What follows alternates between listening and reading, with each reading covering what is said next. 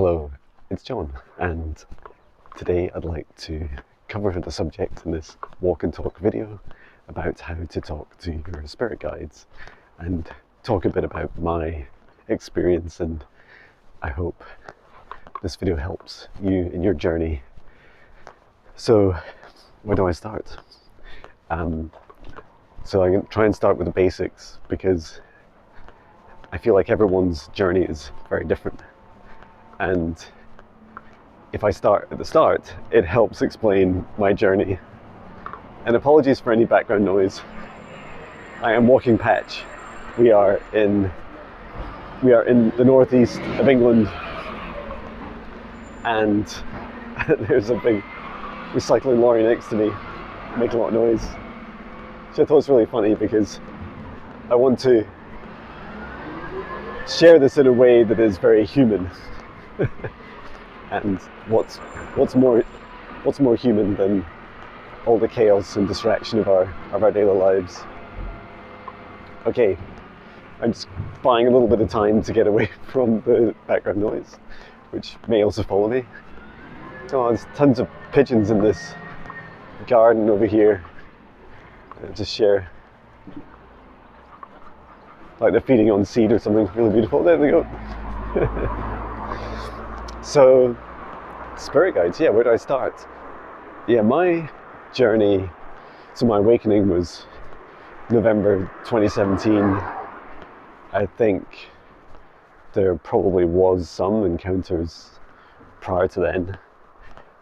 One for sure, which I'll talk about in a separate video, but yeah, it feels, oh, there's a park over here. Let's see if we can go into here, be a bit quieter.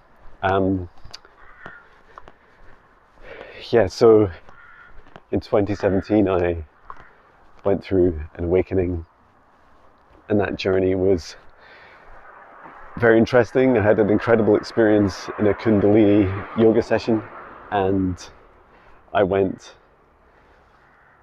after that I just continued to meditate each day, and I felt, I was trying to remember, it felt quite incremental, so it was like a gradual journey of connecting in with my guides each morning in meditation.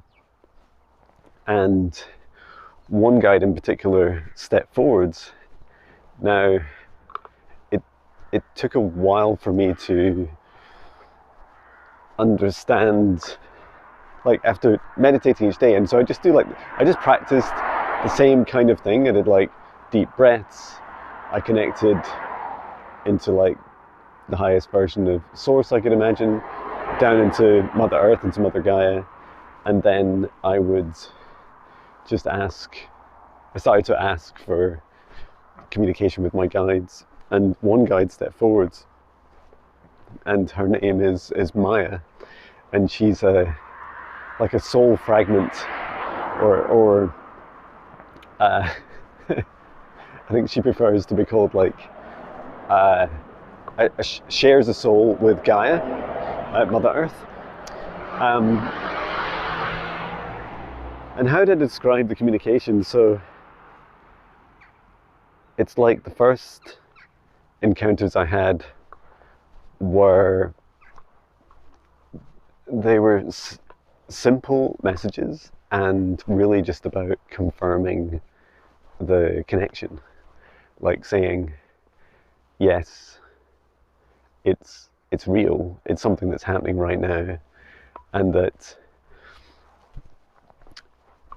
I'm talking to something. And so I'd often see, as I closed my eyes, I would start to see, you know, normally when I close my human eyes, I see like darkness. And I would start to just get a glimpse of shapes, like sometimes like a slight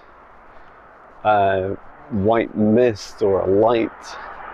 And I remember when you do that human thing when you first start experiencing this, because I'd like open my eyes and I'd be like, is that something in the room, or is it, or what is it? I don't know. And so the messages I got started quite simple, like it was kind of like hello, and talking a bit about who who they were, like just sharing their name, etc. So that was really nice. Let's go on the grass patch. And the journey just continued. The most powerful thing I started doing was really setting the intention. So I started saying, it's pretty much the same thing I say every day now, which is after I've set up space, a safe space, and connected with Source and Gaia, it's then that I like connect in and just ask like guides, higher self, Source, what messages do you have for me today for the highest good? And I thought that was really beautiful, because intention is so important. And if you set the intention for something, then you're like, it's a bit like you're creating this reality around you, and you're saying, this is what I want to happen. You know, I want this thing to happen, and you're setting the intention to receive also. So I think that's really, really powerful, and it's definitely been the biggest part of my journey. And so to describe how it feels for me when I say it loud, I say, guides, higher self and Source, what messages do you have for me at this time for the highest good, love and compassion? And the reason I say all that is because I'm intentional about who I want to connect with, and then I'm intentional about the messages that I want from them, because I feel like my guides have their own personalities, their own darkness and their own light, and it's important for me to set that intention and say, well, this is what I would like from you. And I'm also a big believer, like I know this universe is all about free will, and our guides can't help us or have super limited ability to help us unless we ask for help. And the more specific we can be about our ask, the more helpful they can be. And so when I ask, I say guides, higher self and Source, what messages do you have for me today for the highest good, love and compassion? I then go really quiet. So I'm sitting there in the lotus position and I'm just really quiet and allow my heart to be open. A lot of the preparation is about make sure my heart feels open, and an open heart to me just feels like I'm open to receive. This is all about receiving. And so I've stated my part, my question out loud, and then I'm just waiting to receive the answer. And the way I describe how I feel it, I think I describe it, and I know a lot of people describe it like this, which is that, but I think it's important to say that I believe, and I know that everyone talks to their guides in different ways, and they receive in different ways, and it all depends on your gifts and your guides' abilities. So this is just to help you understand how I do it. I think there's infinite different ways you can do it. So for me, I feel like when they talk to me, that my guides talk through my heart, and it's like a really quiet whisper in my heart, and the energy feels different. It feels loving, it feels high vibration, it feels very pure, and it feels like me, like a form of me, and that's really hard to describe. And I'll cover a little bit about who I think our guides are, or my guides are. But the reality of how I react when I start receiving is, and my guides were showing me this today, because today's meditation was all about helping others understand how to talk to their guides, like providing like practical human tips.